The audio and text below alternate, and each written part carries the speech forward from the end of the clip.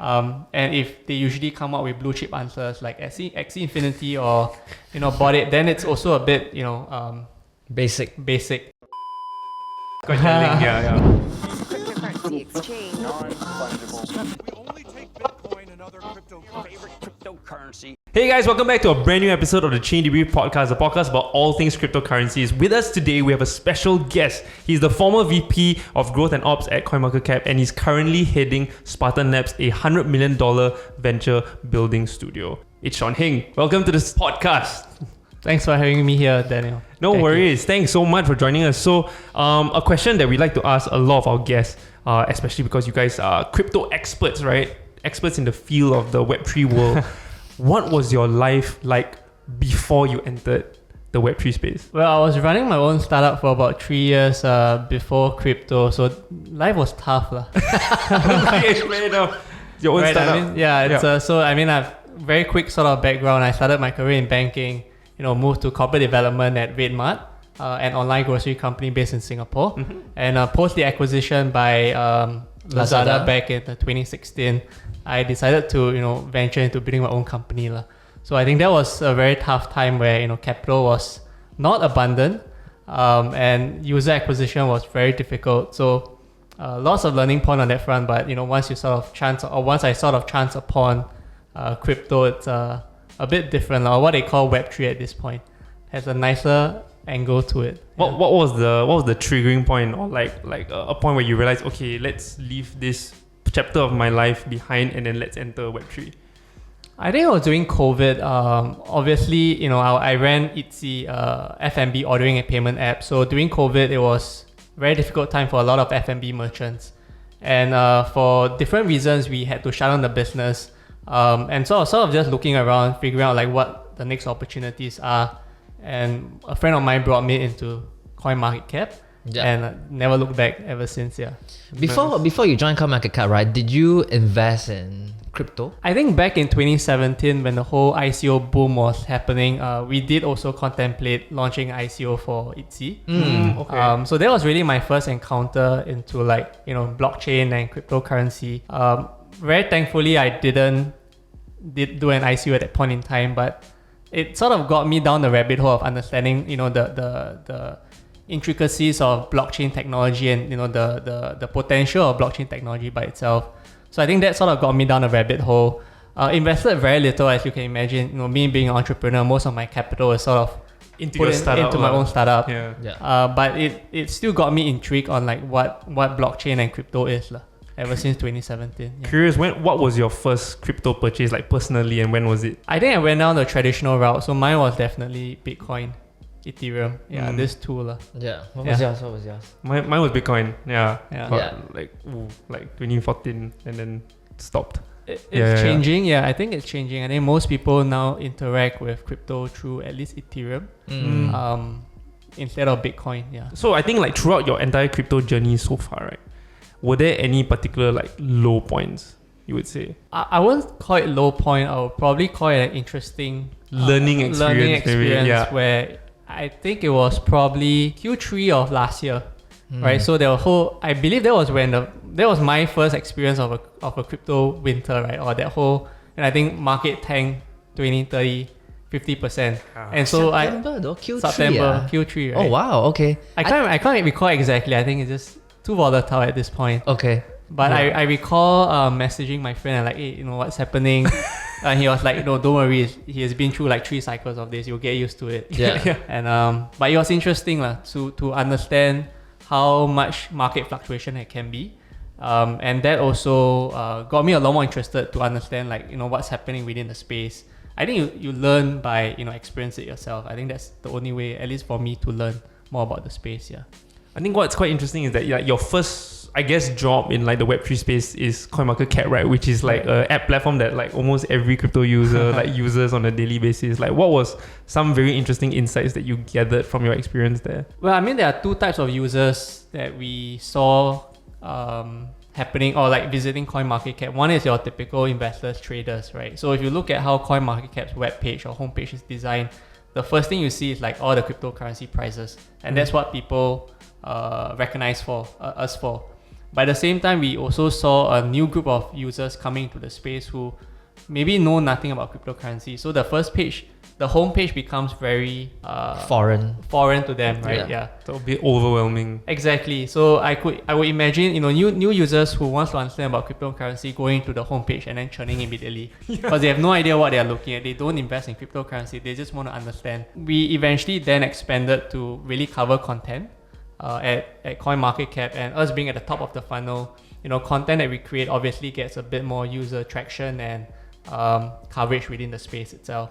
So that was sort of our way of introducing or ramping the new wave of users into cryptocurrency. So then CoinMarketCap, I spent several years there, and then Spartan. How did you get involved with Spartan Group? Well, I mean, it was probably end of last year when, sort of taking a step back, right? I think CoinMarketCap, we see so many different theses forming within the space. You have DeFi summer, and then last year you have I think within a short span of a year, of 12 months, you have metaverse coming in, NFT getting really hot, play to earn, getting a lot of traction. And so a lot of these different theses are forming. And even though we sort of see these trends happening at CoinMarketCap, it's very difficult for me to really understand more about the space because we are taking a very high level approach of observing what's happening within the space. Or to even get involved. Exactly. That's right. So I find myself spending more time on the site, just going down the rabbit hole, understanding what play to earn is, what kind of tokenomics strategies the different companies are using, what is DeFi 2.0 and all this different stuff. And I realized that for me to really get more involved or contribute into the space, I needed to take a step back, or at least find a more investor builder approach to contributing in Web3. And so I think that was the point where I met the partners at Spartan. Right, so very quick sort of intro and background of Spartan group, right? It's I would say it's probably one of the leading crypto investment and advisory firm based in Asia. And so we have a very profitable and very successful business on the advisory front and also on the investment front. But the partners are always thinking about how do we then innovate? How do we actually, do more within the space itself? How do we go all in onto, Web3? And so they always had this idea of, building like a venture studio model within Web3, and they call it Spartan Labs. So I first met the partners, and I think it kind of clicked on many levels where, I want to spend more time building because that's the only way I felt I could really understand what's happening within the space.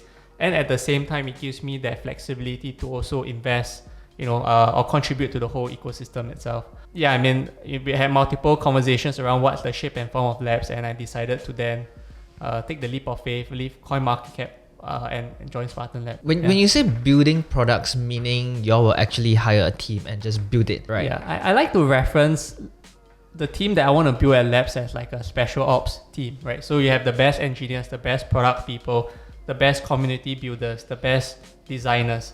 So when we sort of see gaps within the space that we want to build, instead of going down the traditional route of let's then form a team around it at the point in time, which will take time, we could already start building on that day itself, right? So that's like the way I want to think about cracking the building space, where we go in fast, we go in aggressive, and we have the network and distribution led by the investment and advisory team across the Spartan brand to sort of amplify the outreach.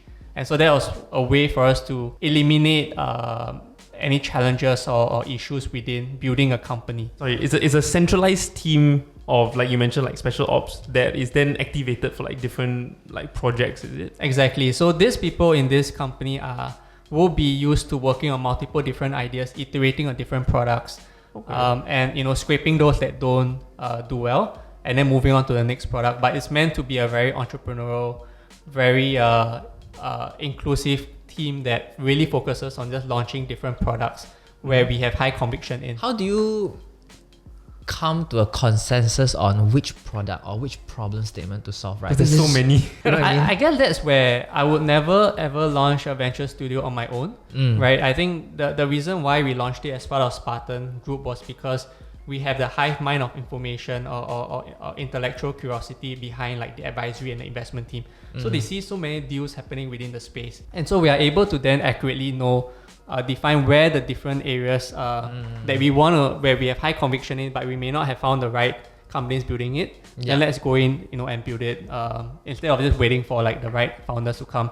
And sometimes it's also opportunistic where founders we talk to may not have the right ideas yet, but they are great founders that we want to back, right? So we could also work with them, and we have that whole tech infrastructure, the whole product design infrastructure behind to help this entrepreneur to build something fast and launch into the market. So we sort of shorten the go-to-market time.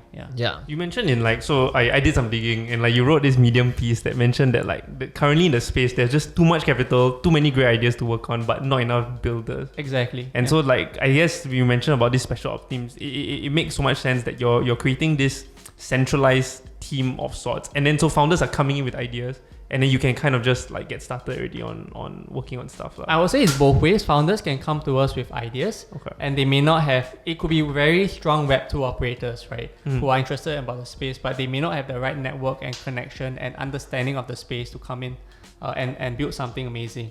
So I would say it's both ways, right? One is entrepreneurs come to us. One is we could do internal incubation on our own of products or ideas that we have high conviction in. Okay, understood. And what are some ideas already that you guys are working on? You guys can share. I know you probably can't share too much. I would say there's a lot of very strong, at this point, a lot of interest within the Web2 brands that wants to come into the Web3 space, right? So I think recently you see different top tier brands like Adidas coming into the space, right? Nike came to the space as well by acquiring, Artifact and stuff. So I think there are a lot more interest within like top Web2 brands that wants to, enter the space, but they may not have the right know-hows. Their team setup is also not suitable for like, building in Web3 because maybe they don't have the right engineers, they don't have the right product people sort of thinking or understanding what it means to build in Web3. So these are companies that we are, in talks with right now to help, them make that transition in. So we leverage on their user base, right, which they have already sort of built over the years, and we come in with our Web3 know-hows and capabilities, and the hope is to really build something amazing in the space that could get fast traction a lot faster than if you were to just do it on your own and incubate something on your own. This may seem a little bit too like trade specific, right? But I think because we spoke to other like guests before, so and they mentioned that I think right now it's very hard to find like talent in the space, right? Like how do you guys go about finding talent, or like rather what do you guys look for? I think at this point you are right, it's very difficult to find talents who are crypto native, and so the stance we take is always to find very strong operators in Web2 who are crypto curious in that sense, right? So they are interested in cryptocurrency. They may have dabbled in it before, but they may not be working in the crypto firms of the world, right? Your Binance, your blockchain.com, your Coinbase, etc. So they are sort of looking for that inroad into Web3, and that's where I think from a talent perspective, I would rather want to work with someone with that profile and train them up to become Web3 native than work with a Web3 native entrepreneur or engineer who may already have made it rich and they're just sort of figuring out like their next steps. Right. Yeah. Okay. So maybe a way for us to also like figure out like, or to at least gauge it or to have some form of filter, it's I always like to ask three main questions to like any of these applicants or hires that we want to make, right? Number one, it's, tell us your favorite degen story. Because from there, you could really understand how plugged in they are into the space. It could be about them, it could be about someone they read on Twitter. It could be about, someone that told them about a story about a degen story. But that shows me a bit more understanding of how plugged in they are. Okay. The second question is probably which NFT or which GameFi projects are they most interested in and why? Because from there, again, you can understand how much understanding they have of what's happening in the space. And NFT GameFi only happened a year back. Yeah. So they need to be on top of things and they need to understand what's happening within the space. And if they usually come up with blue chip answers like Axie Infinity or bought it, then it's also a bit basic. Yeah. No, I was just running through my head, right? So if you ask me that question, right? So the second question is which NFT project, ma? So I'm like, oh my god, my answers are so basic. I'm never gonna make it. Well, you have your own your mutant name, your own collection, but okay. Yeah. So let me ask you that question. Sorry, which NFT you think is more? Which are you bullish on? Which NFT project? It's a great question. I missed out on Azuki. Again, maybe more blue chip, but when we we sort of looked at it, I would say maybe a year or two, a month or two back, right? Yeah. Yeah, I think that was a very telling point where even for NFT projects, it's really about the team, it's really about their vision. If you go into like Azuki's website, you just know that something amazing is going to happen. Yeah. Right? It's so different. So I think it's really back to fundamentals, how you evaluate an NFT project, how you evaluate a company. Always the same thing, right? Your team is always the most important, the vision, and I think the rest are, your tokenomics and stuff. Those are secondary. Yeah. Before we dive into that, so you mentioned about the Degen story and the NFT project. You didn't mention the third question that you normally ask. Good one. So the third one I usually ask is, which DAOs are you part of, or decentralized autonomous organization, right? Which DAOs are you part of? Because from there you could also see how plugged in they are into the space, not just by reading off Twitter or understanding the stories, but also actually contributing to a DAO. Yeah, being actively part of the community. Exactly. Yeah. So can I just dive deeper about that, right? So I don't have a good view of DAOs though. I feel like there's not a lot of like well-run DAOs. Can you help me, brainwash me a little bit on that front? Because I feel like I'm not too sure whether we can trust that most members will vote for a good proposal, but which not necessarily be the most popular proposal. Or the interest of everyone as opposed to the interest of your own self. Correct. Right. So usually when people will go for like those popular ones, but which may be the wrong one, right? So I actually, I'm not really, I feel like a full decentralized version of a organization, right, doesn't exist, No, I would say not at this point, maybe not for a foreseeable future, but the point is also, you want smart people to be working on these places, right? To be in DAOs, building infrastructure, understanding the processes, building up the infrastructures behind what DAOs could mean going forward.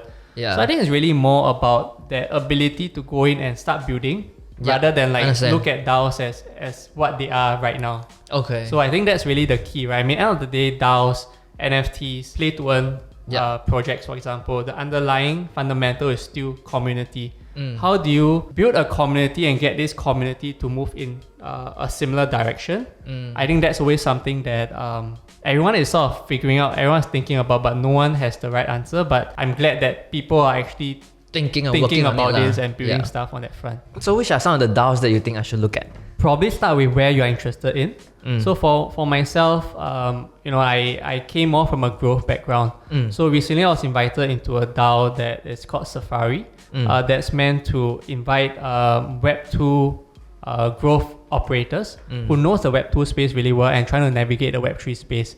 So that's where people actually has a certain objective, have a certain goal in mind. And they want to go in and start learning, start contributing, start writing tweet threads on what growth look like with Web2 and Web3, right? The differences and stuff. So I think it's still back to basics of what communities are you most passionate about. Then you go in and figure out where some of these DAOs are. Okay. And there's so many different types of DAO. I'm not an expert in DAO. I think I'm still learning what DAOs are and what the different challenges are. Yeah, I think you can probably start by understanding where your passion are. If it's in media, there are media DAOs around that you can check it out and stuff. Exactly. Correct. Yeah. Okay. So based on these three questions, so I'm really obsessed with it because I think it's really interesting questions, right? And I think for a lot of you who are planning to be in the Web3 space, take note if you apply to Spartan, make sure you prepare. But were there any very interesting answers that took you by surprise? I won't say interesting answers, but I was just blown away by how in-depth the answers are and how much effort these people take to actually fill up an application form. I mean, put it in the traditional world context, right? When you put out a Google form and you ask for applicants and you have this series of questions, most likely they give you a 1-2 sentence answer and move on. But this one they write essay lah. Yeah, at least 60-70% of applicants that came in really spent time and was very thoughtful in writing essays and paragraphs on all these different answers to the questions. Wow. So I was actually very surprised by how passionate the community is, and it also made my job a lot easier because then I could naturally just filter away those who just want to apply and hope to get a job based on their CV rather than how much they actually are contributing to the space. Have you hired anyone who gave you really good answers but maybe didn't look so good on the CV side of things? Definitely. Wow. Yeah. Okay. So, we have only sort of launched Labs a month back. We have already made 4 different hires, and we are trying to ramp up to about 8 to 10 people in the coming months. One of them actually came from a traditional like accounting background, so your typical Big Four background, but has spent most of his time trying to understand and navigate the space. Okay. And so he was able to very succinctly, convey out, his thoughts on all these different questions that I asked. And so on paper, you might see like, okay, Big Four auditing, decent financial background, but may not be plugged into the space. But then when you sort of go down these questions and they answer these questions truthfully, you know that they are a lot more plugged in. And I wanted to give these people a chance to join us. That's great. So if you guys are DGens out there, there actually might be a chance for you to make it in the Web3 space. Okay, so we spoke a bit about your professional side of things. So personally, are you like vested in tracking any like specific NFTs? Because you talked about like going down the rabbit hole in specific like moments in your career, right? Any specific NFTs or crypto that you're like tracking? Well, it's dangerous to sort of name like cryptos and like NFTs at this point. I'll probably give a more politically correct answer and say... But don't need to be PC lah. No lah, but we understand your position as well. Yeah, we're just all looking for alphas here. But understand. Yeah, I think it's challenging. We tried. Okay, but what's your politically correct answer? I think crypto is at a point now where there's really 2 spectrum, right? Either you are very plugged in and you know where the different alphas are, or you take a more, I would say contrarian approach, but you take a more dumbed down approach where it's not wrong at this point because the space is still evolving very quickly to set a follower sort of mindset, right? Understanding what the different trends are. So if metaverse was something that was trending, in the past few months, right? Go in deeper into like metaverse and understand try out the different platforms, Sandbox, Decentraland, Wilderworld, etc., and try to figure out which are the ones that you can really connect and resonate with. Because that's where you can then sort of get a mental model in like, okay, this 1 or 2 projects in this space is something I really am passionate about. Then you have your DeFi 2.0 wave coming in like last year, right? So your Olympus DAO, your Wonderland of the world, go into all these different DAOs, understand what they are building, see which one you connect with. So I think it's really more about following the trends and picking like 1 or 2 winners in this trend, because the space is still evolving very quickly where it's not at a steady state at this point. So you want to make sure that you have a good understanding of what's happening within the spectrum of people building in Web3 and trying to find that 1 or 2 winners in each of these different buckets and form up that portfolio of yours. So there was a recent like thread I was looking at on Reddit. I was wondering if I could get some of your thoughts, right? I think like someone was just mentioning that there isn't quite a layer 1 right now that's really solved the blockchain trilemma, right? Of like decentralization, scalability, and secure. Like there's like every layer 1 has its own like issues at the moment, but a lot of them claim to be like the Ethereum killer, right? Like, do you see any particular layer 1s kind of like winning the race eventually, or are you kind of just waiting and seeing, or is Ethereum going to be, the one? For all you know, I don't think we have seen the last of the layer 1s of the world, right? I think people are still building. Every few weeks and months, we see a new layer 1 coming up. And I think end of the day, it really is about, that's the beauty of blockchain, right? Because it allows you to build on top of what's happening within the space, because it's all open source to a certain extent. So you know what the limitations are in Ethereum, and that allows you to build something even better. You might have built on Solana, same thing. You could probably learn what's the flaws of Solana and then build something better. End of the day, I think everyone is sort of just pushing the frontier a bit of like, how do we make the chains even better than what it was, a week ago or a month ago. So for all you know, we might not have seen the last of the layer 1s coming up. To me, I'll probably keep an open mind of like, I think every different layers have their own pros and cons at this current juncture, right? So Solana tends to attract more NFT gamers coming in because they have higher transaction per seconds, etc., and lower fees and stuff. You have Terra, who is attracting a different sets of users, right, or developers or builders. So I think every chain is probably forming a niche for themselves. Yeah, I think it's really about just building up the entire ecosystem. Again, you see Terra, Avalanche doing some form of partnerships a few days ago. Yeah. So again, I think everyone's sort of like in that space of like, let's collaborate a bit. Not everyone will think like that, but I think it'd be nice if there are more collaborations happening to sort of push the frontier. I wouldn't think of it as like an Ethereum killer. I'll probably think of it as just an innovation in the space. So we struggled to get any alphas out of you, right? But maybe I'll flip it the other way around, right? When you look at certain projects, Are there any like red flags that like speak to you immediately? Like, oh shit, this is something to avoid. Anonymous founders sometimes could work out well, but it's also tricky to figure out like, you know, who these people are and, you know, what they're doing. Because end of the day, it's not about building a protocol or business and just walking away and letting someone else do it. You might have the best CV, you might have the best track record, but if you don't have the tenacity and the determination to see through that project, it's also going to be challenging. So I think for me, still going back to first principle, you know, evaluating protocol is the same as evaluating any businesses. It's the same as evaluating any investment decision that you make. Team, business model, and I think, you know, in Web2 world, the equity structure, in the Web3 world, the tokenomics, because if that's not done well, it could also sort of disrupt, you know, the progress of the company by itself. What are some things, if any, right, that retail investors tend to overlook that institutional investors, or like yourself being in the space, right, like you guys tend to look at that retail investors tend to ignore? I think we just have a bit more access to information than like the retail users. Okay. So that also means that, you know, from a team perspective, we could do more checks and balance, because the space is also very small. So you can probably ask, you know, another investor who's, you know, investing in a project, what they think of it, or some investors who have passed on a project, what they think of it. Retail can't really do that have that kind of level of access to information. So I'll say in some cases it's also about trying to follow the right investors, right, to diversify the risk a bit of like, you know, what are the different companies or projects that you should back or invest in. So I guess something that retail investors lack, I guess, like you mentioned, is probably on the due diligence part of things. Which is fair enough. Okay, so I think one of the last few questions I have maybe is, what's your most degen story that you wanted to share? Flip back the question. I think mine was probably when I went down the rabbit hole of DeFi 2.0 because I was struggling. No, I did Wonderland. Which form? No, I did Tai Chi DAO on BSC. Wow, that one even more degen. Okay. Wow. So what's the story behind it? Like, how much do you?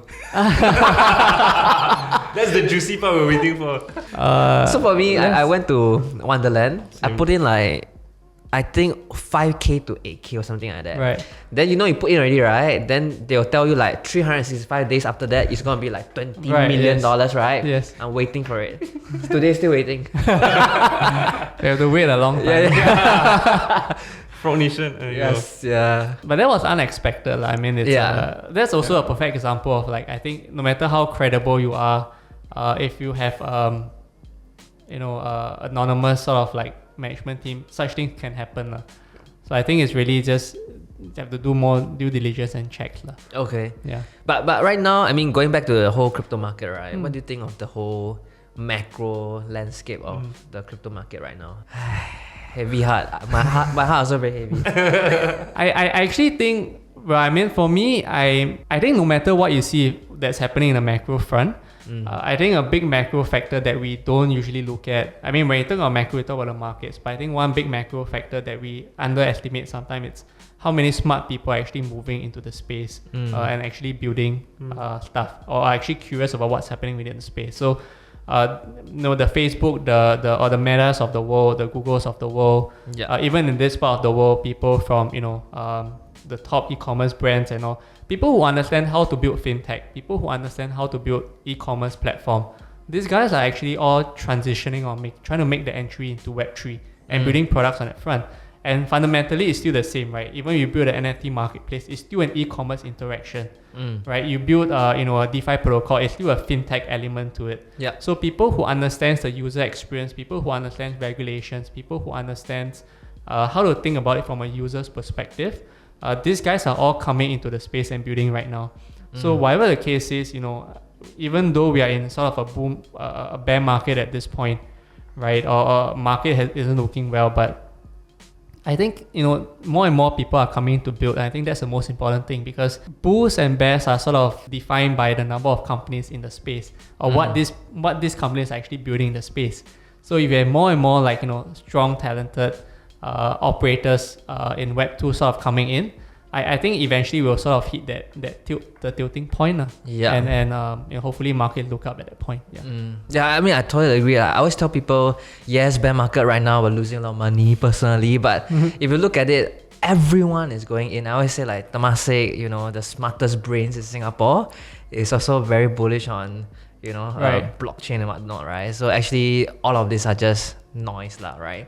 And another thing maybe I wanted to ask you, pick your brains on, right, is that where do you see the next use case that's gonna bring in the next wave of like, you know, 100 billion people to the crypto world? Great question. I mean, I've been spending a lot of time thinking about this, and I kept landing back at. I know last year the great narrative was about gamers, lah, right? So if you look at pre-2020, it's all your engineers, your finance people coming in. Yeah. Last year, you start seeing a lot more people who are, you know, your gamers of the world, your designers of the world, your, you know, artists of the world coming in. So I actually feel like fundamentally, the underlying fundamental of all these different like groups of people coming is still communities. Okay. And so if you look at NFTs as an asset class of some sort, right? It's also a way of it's also like a cryptocurrency wrapped in a different form. Yeah. And how that can actually create that kind of ownership, because if you think about this, owning an NFT, let's say a Bored Ape, gives you access to an exclusive membership. And people understands membership, people understands country clubs, people understands like community, right? So when you think about it, how can NFT play a bigger role in actually onboarding the next wave of like crypto, you know, or Web3 users coming? I actually am very bullish about this because you see all these different big brands coming in, and that's like easily the low-hanging fruits that they can sort of crack. Adidas did it, Nike did it, they are not the last, and you know, there's going to be a lot more of these people coming in. And so if you're able to build the right community around these NFTs projects, you can actually start connecting and resonating with like, you know, your Web 2 people who understands all these like basic fundamentals around membership and club access and all. Hey guys, thanks so much for watching this episode of Chain Debate Podcast, and a massive thank you to Shaun for joining us in today's episode. If you like what you watch, remember to drop us a sub, like this video, and share this with all your friends. We'll see you in the next one. Bye bye.